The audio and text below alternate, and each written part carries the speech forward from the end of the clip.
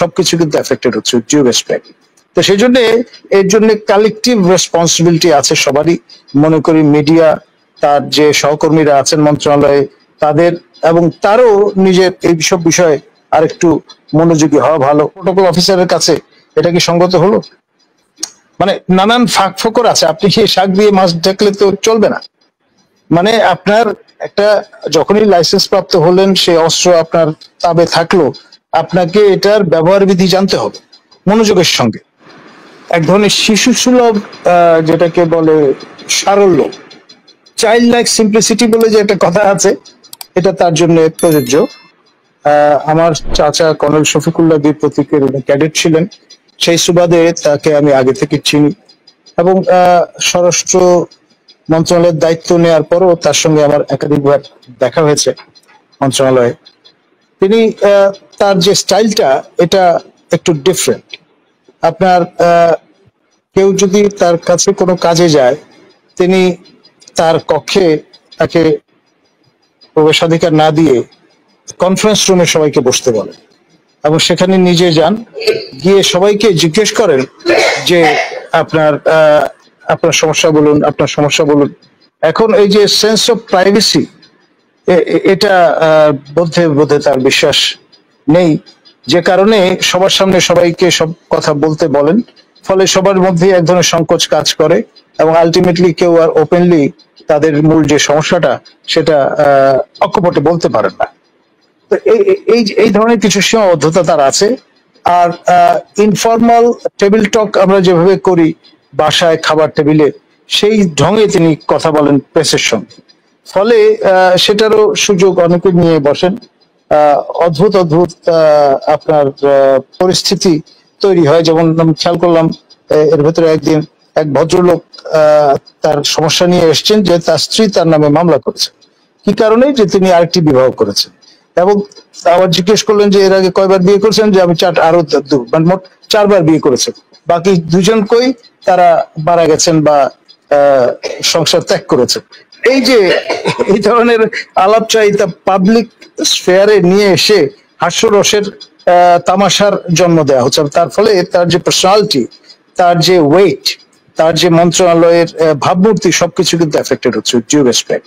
তো সেই জন্য এর জন্য কালেকটিভ রেসপন্সিবিলিটি আছে সবারই, মনে করি মিডিয়া, তার যে সহকর্মীরা আছেন মন্ত্রণালয়ে তাদের, এবং তারও নিজের এই সব বিষয়ে আরেকটু মনোযোগী হওয়া ভালো।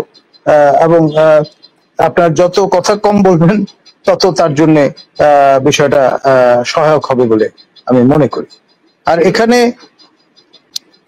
সজীব ভুঁইয়া, তিনি কোন কায়দায় কিভাবে এই অস্ত্রের লাইসেন্স পেলেন সেটাও রহস্য তৈরি করেছে। কারণ নিয়ম হচ্ছে 30 বা তদুর্ধ্ব বয়সের নাগরিক হতে হবে যদি আপনি বেসামরিক নাগরিক হন, এবং সেই সঙ্গে আপনার নির্দিষ্ট ইনকাম ব্র্যাকেটে বিলং করতে হবে আপনার, এবং আপনার টাকা যেটি অর্জন করছেন সেটি সাদা টাকা কিনা সেটাও নিশ্চয়তা থাকতে হবে। সব মিলিয়ে এখানে নানান রকমের। স্যার আমার একটা প্রশ্ন ছিল আপনাকে। এই যুক্তির বিপরীতে এনসিপির পক্ষ থেকে বলা হয়েছে যারা রাষ্ট্রপতি, প্রধানমন্ত্রী, সংসদ সদস্য বা সমপদমর্যাদার পাশাপাশি সচিব, সেনা প্রধান সহ বিভিন্ন পদে যারা কর্মরত আছেন তাদের জন্য এই 30 বছর এবং আয়কর প্রদানের নিয়মটি প্রযোজ্য নয়। দেখুন, আমার নিজের লাইসেন্স আছে, এবং পিস্তল এবং যেটাকে শটগান বা রাইফেল বলেন, এই প্রক্রিয়াগুলো আমি কিন্তু কমিশন অফিসার হিসেবে লাইসেন্স প্রাপ্ত হয়েছে নিষ্কর, সুতরাং আমি বিষয়গুলো জানি। এখন ধরুন আপনি যদি বিষয়টাকে অ্যাভয়েড করার জন্য একরকমের ব্যাখ্যা হাজির করেন তাহলে বিষয়টা একরকম, আর যদি মনে করেন যে না একজন নাগরিক হিসেবে বিষয়টা পরিষ্কার করা ভালো তাহলে বিষয়টা একরকম। যেমন ধরুন আপনি কতগুলো প্রোটোকল কিন্তু আপনাকে মানতে জানতে হবে। আপনি ব্যান্ডাইজ করতে পারবেন না অস্ত্র, কারো প্রতি তাক করতে পারবেন না, শুধুমাত্র আত্মরক্ষার্থে সেটি সেলফ ডিফেন্স আপনি ব্যবহার করতে পারবেন, এবং আপনি প্রদর্শন করতে পারবেন না, মানে থাকে না যাতে অন্যরা ভীত সন্ত্রস্ত না হয়ে পড়েন, এমন ভাবে আপনার অস্ত্রটা আপনাকে রাখতে হবে যাতে মনে হয় যে কেউ কারো প্রতি তাক করছেন, এটা করা যাবে। আবার আপনার প্রতিটা গুলি বা অ্যামুনেশন সেটার কিন্তু একটা হিসাব আছে, বছরে কয়টা আপনি ব্যবহার করতে পারবেন ইত্যাদি, এবং সেটি অপব্যবহার করা যাবে না। আবার অস্ত্রটা আপনি কাউকে দিতে পারবেন না, আপনার অস্ত্র আপনাকেই বহন করতে হবে, যার লাইসেন্স। এখন আপনি দিয়ে দিলেন আপনার প্রোটোকল অফিসারের কাছে, এটা কি সঙ্গত হলো? মানে নানান ফাঁক ফোকর আছে, আপনি সেই শাক দিয়ে মাছ ঢাকলে তো চলবে না। মানে আপনার একটা যখনই লাইসেন্স প্রাপ্ত হলেন, সে অস্ত্র আপনার তাবে থাকলো, আপনাকে এটার ব্যবহার বিধি জানতে হবে মনোযোগের সঙ্গে। দায়িত্ব এড়ানোর কোনো সুযোগ নাই। আমি আমার ড্রাইভারকে দিতে পারবো না, আমার দারোয়ানকে দিতে পারবো না, আমার কাজের লোককে দিতে পারবো না। এটা আমার কাছে আমার দায়িত্বে রাখতে হবে, সেই বিষয়টা ভুলে গেলে চলবে না। আমি আরেকটি শোতে এই উদাহরণটা দিয়েছিলাম, আপনাদের সবারই নিশ্চয়ই মনে আছে সুভাষ সিংহ রায়ের কথা। তিনি প্রচুর বই খাতা নিয়ে টক শোতে আসতেন। এই ভদ্রলোক কি মনে করে অস্ত্রের লাইসেন্স নিয়েছিলেন গত সরকারের সময়, এবং প্রতি সপ্তাহে তিনি কুমিল্লা যেতেন মান্নান সাহেব যিনি এসপি ছিলেন তার কাছে প্রশিক্ষণ নিতে, যাতে তিনি দক্ষতা অর্জন করতে পারেন, অব্যর্থ লক্ষ্য যাতে হয়, গ্রুপিং যাতে করতে পারেন। তো এই যে আগ্রহটা তো থাকতে হবে। আপনার একটা বিয়ে খেলনার মতো রেখে দিলেন, তাহলে তো চলবে না। এবং এই ধরনের ঘটনা আরেকটি ঘটেছিল, সজীব ভুঁইয়া প্রথম এই অবস্থার সম্মুখীন হলেন বা ঘটলো তা নয়।